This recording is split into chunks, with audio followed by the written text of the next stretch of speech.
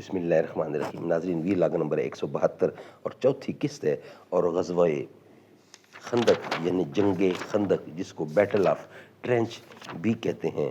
ناظرین، غزوہ احزاب، جنگ خندق، بیٹل آف اعزا، battle of trench, battle of خندق، ان ناموں سے اسے یاد کیا جاتا ہے۔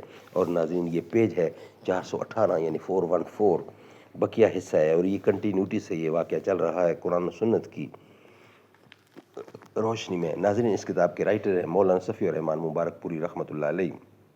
اس کتاب کا ٹائٹل ہے الرحیق المختوم، سیرت النبی صلی اللہ علیہ وسلم کی یہ کتاب ہے۔ سیرت النبی پر دنیا بھر میں اول انعام یافتہ یہ کتاب ہے، جس سے یہ واقعہ ہم آپ کے سامنے رکھ رہے ہیں۔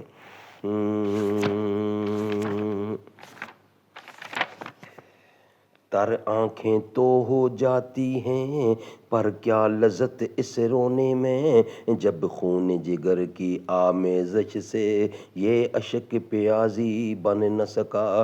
اقبال بڑا اپدیشک ہے، من باتوں میں مول لیتا ہے، گفتار کا غازی تو بنا، کردار کا غازی بن نہ سکا۔ حقیقت یہ ہے کہ مسلمان بچوں اور عورتوں کی حفاظت پر رسول اللہ کی پھپھی کے اس جان بزانہ کارنامے کا بڑا گہرا اور اچھا اثر پڑا۔ اس کارروائی سے غالباً یہود نے سمجھا کہ ان قلعوں اور گڑھیوں میں بھی مسلمانوں کا حفاظتی لشکر موجود ہے، حالانکہ وہاں کوئی لشکر نہ تھا۔ اسی لیے یہود کو دوبارہ اس قسم کی جرأت نہ ہوئی، البتہ وہ بت پرست حملہ آوروں کے ساتھ اپنے اتحاد اور انضمام کا عملی ثبوت پیش کرنے کے لیے انہیں مسلسل رصد پہنچاتے رہے، حتیٰ کہ مسلمانوں نے ان کی رصد کے 20 اونٹوں پر بھی قبضہ کر لیا۔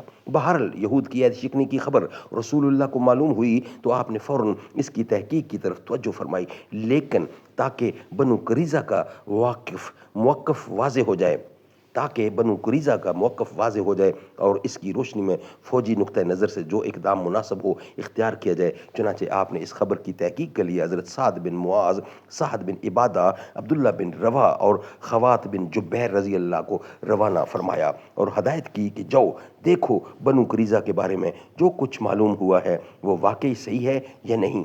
اگر صحیح ہے تو واپس آ کر صرف مجھے بتا دینا، اور وہ بھی اشاروں میں، تاکہ لوگوں کے حوصلے پست نہ ہوں، اور اگر وہ عہد و پیمان پر قائم ہیں تو پھر لوگوں کے درمیان اعلانیہ اس کا ذکر کر دینا۔ جب یہ لوگ بنو قریظہ کے قریب پہنچے تو انہیں انتہائی خباثت پر آمادہ پایا۔ انہوں نے اعلانیہ گالیاں بکیں، دشمنی کی باتیں کیں اور رسول اللہ کی اعانت کی۔ کہنے لگے، اللہ کا رسول کون؟ ہمارے اور محمد کے درمیان کوئی عہد و پیمان نہیں ہوا، کوئی عہد ہے نہ پیمان ہے۔ یہ سن کر وہ لوگ واپس آ گئے اور رسول اللہ کی خدمت میں پہنچ کر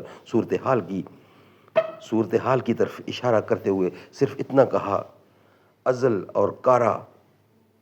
مقصود یہ تھا کہ جس طرح ازل اور کارا نے اصحاب رجی کے ساتھ بدعہدی کی تھی، اسی طرح یہود بھی بدعہدی پر تلے ہوئے ہیں، باوجود کہ ان صحابہ کرام نے اخفائے حقیقت کی کوشش کی، لیکن عام لوگوں کو صورتحال کا علم ہو گیا، اور اسی طرح ایک خوفناک خطرہ ان کے سامنے مجسم ہو گیا۔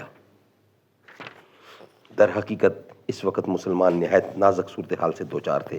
پیچھے بنو قریظہ تھے جن کا حملہ روکنے کے لیے ان کے اور مسلمانوں کے درمیان کوئی نہ تھا، آگے مشرکین کا لشکر جرار تھا جنہیں چھوڑ کر ہٹنا ممکن نہ تھا، پھر مسلمان عورتیں اور بچے تھے جو کسی حفاظتی انتظام کے بغیر بدعہد یہودیوں کے قریب ہی تھے۔ اس لیے لوگوں میں سخت اضطراب برپا ہوا، جس کی کیفیت اس آیت میں بیان کی گئی ہے۔ سبحان اللہ، سبحان اللہ۔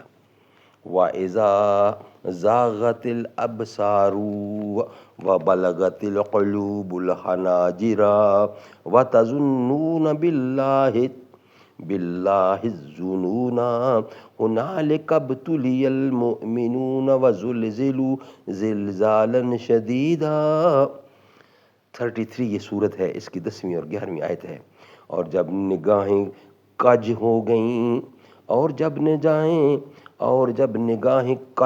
گئیں دل حلق میں آ گئے، اور تم لوگ اللہ کے ساتھ طرح طرح کے گمان کرنے لگے، اس وقت مومنوں کی آزمائش کی گئی اور انہیں شدت سے جھنجھوڑ دیا گیا۔ سبحان اللہ، سبحان اللہ۔